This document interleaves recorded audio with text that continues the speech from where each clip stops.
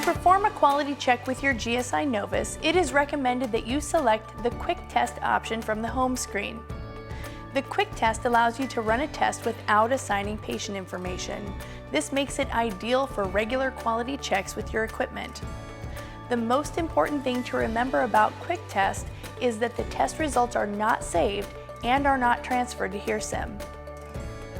Along with keeping your device clean and disinfected, it is good practice to perform a quality check of the Novus system once per week or more to ensure your system is working properly.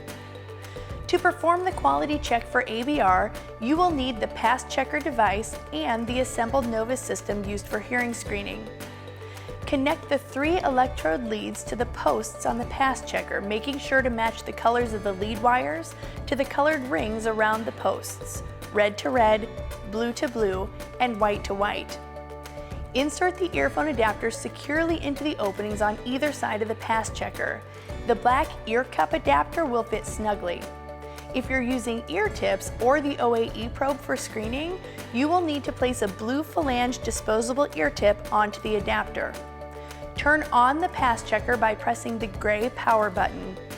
You will see an amber LED light up when the Pass Checker is turned on. It must remain on for the duration of the quality check. The Pass Checker will turn off automatically. Once connected, select Quick Test from the home screen to perform an ABR test. The test should proceed quickly through the impedance and measurement phases. If all the components are working properly, the end result will be a pass for both ears or a pass for one ear if using the OAE probe. This quality check indicates that all the components are functioning properly.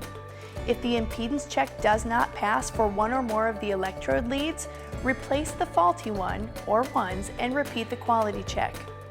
If one or both ears do not pass, make sure that the Pass Checker is on and that all components are fully connected. Then repeat the test. If a refer result persists, contact your program manager. When using the OAE probe, clean the probe tip and repeat the quality check.